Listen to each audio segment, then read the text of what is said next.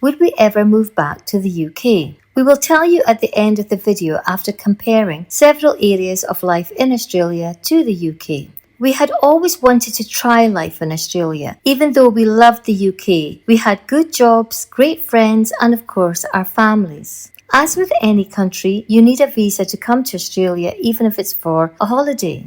We engaged a migration agent and we came out on a skilled migration visas, but there are other options available too. We do recommend using a migration agent as migration law is very complex and forever changing. It may cost more money, but visa applications are complicated and there are no guarantees you will be granted a visa. So we just kept it going in the background and didn't really speak openly about it. For us, the hardest part about moving to another country was leaving our family and friends. It was a bittersweet moment when we were notified about our visa grant from our agent. As you know, you have to tell your loved ones you are now going to be leaving. When you say goodbye to parents and relatives and friends, it is very, very difficult. Many people have told us that they just couldn't face the fact of living apart from their parents and families, and we totally understand this. Everyone is different, and this is a decision only you can make. But I could not bear to leave my beautiful cat, so we took him with us, and this is a whole other story. Most people thought we were crazy as we had never been to Australia before, and we were taking our cat. We didn't have any jobs or houses to go to, but we thought we could always come back if things didn't work out. Keeping in touch is very easy as we use video calls and social media now. Gone are the days of letter writing and expensive phone calls. We have also had family and friends come to visit us for weeks and months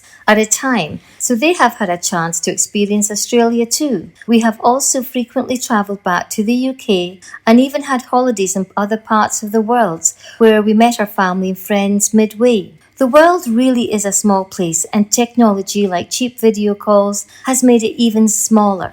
My dad and my brother just love coming out here and welcome a chance of escaping the freezing Scottish weather in the winter. When we arrived here, we were met by my friend's sister, who was a huge help. It was so nice to be met by a familiar face in a new country. But apart from my friend's lovely sister, we did not know anyone else. But before we knew it, we had lots of friends and were being invited to barbees and parties. We did find it relatively easy to settle into Australia. We found the Australians are very welcoming and helpful, and they also seem to have the same sense of humour you find back home. It may sound like it's a stereotype, but Australians are generally laid back and relaxed. They have a can-do spirit and nothing seems to faze them. And the sayings, no worries and too easy mate, are commonly used. It's no wonder that some of the world's most innovative and successful companies originated in Australia. ResMed, Cochlear, Canva, and Atlassian are just 4 examples of Australian companies making waves around the world. Compared to the UK, which has most of Europe just a few hours flight away, Australia at first glance seems to be far apart from everywhere. But this is not true. Australia is within easy access to New Zealand. We have holidayed there several times,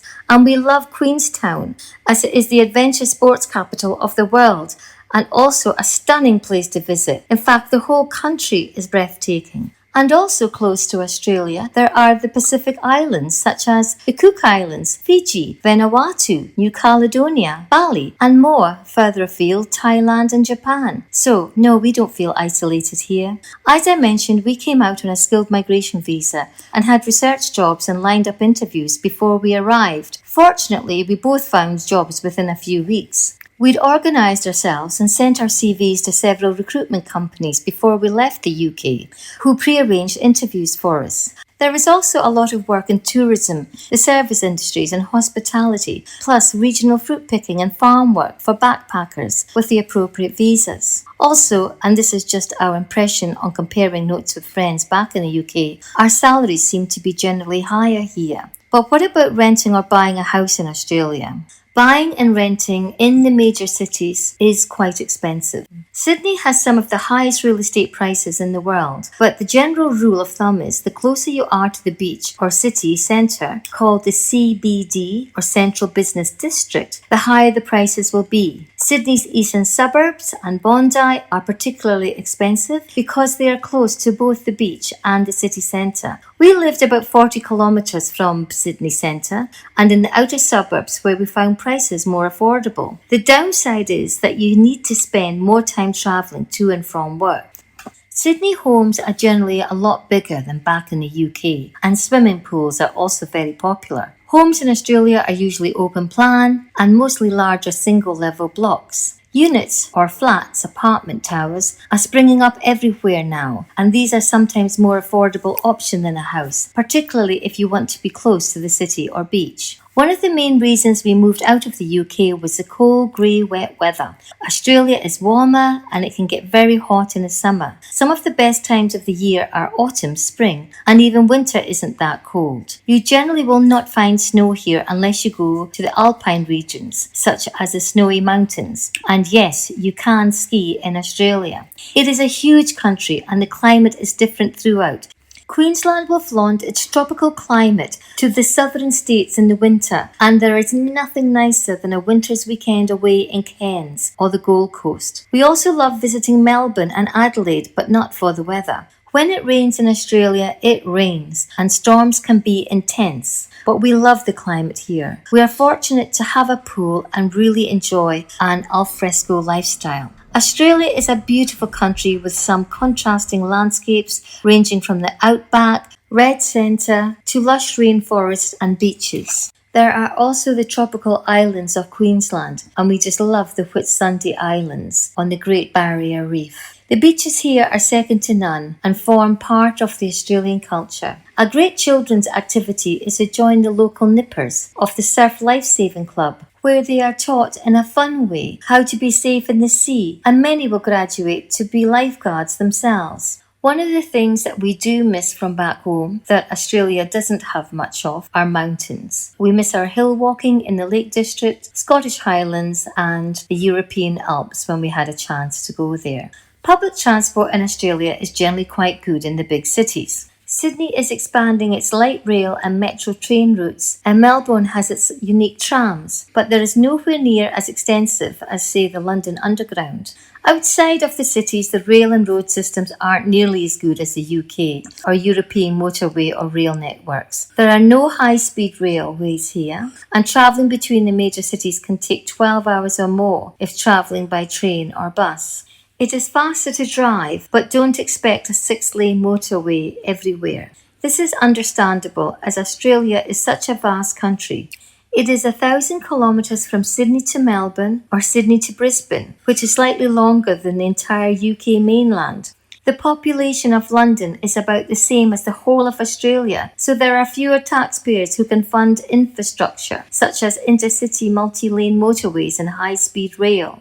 Most people will fly between the major cities. It can take 12 hours to drive between Melbourne and Sydney, or Sydney to Brisbane, and just a few hours if you fly. Rex or Regional Express, Qantas also have some good regional air routes. A reason why some people don't want to come to Australia is they've heard about our spiders, snakes, stinging insects, jellyfish and sharks. Yes, there are spiders and biting insects here, but we have never been seriously bitten by one. We saw a Sydney funnel web once and we took it to our local hospital, who used it to make antivenom, but it is extremely rare for people to die from a spider bite. Mosquitoes or mozzies are a pest though, but there is a huge range of repellents and remedies from sprays, citronella candles, zappers and wristbands. Another common fear are shark attacks, but again, they are rare, and the surf patrols are usually effective at spotting them and use drones or spotter aircraft. So another question is, what are food and drink like in Australia? In general, the food in Australia is great. You will find a huge choice of cuisines.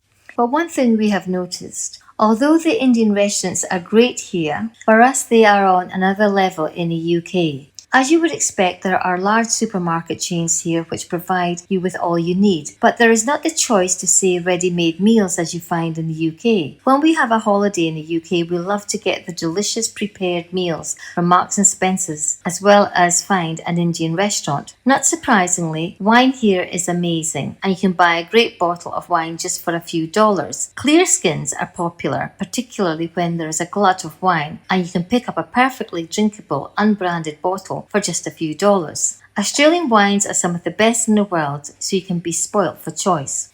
We have also noticed that the beer here has improved hugely in the past 10 years.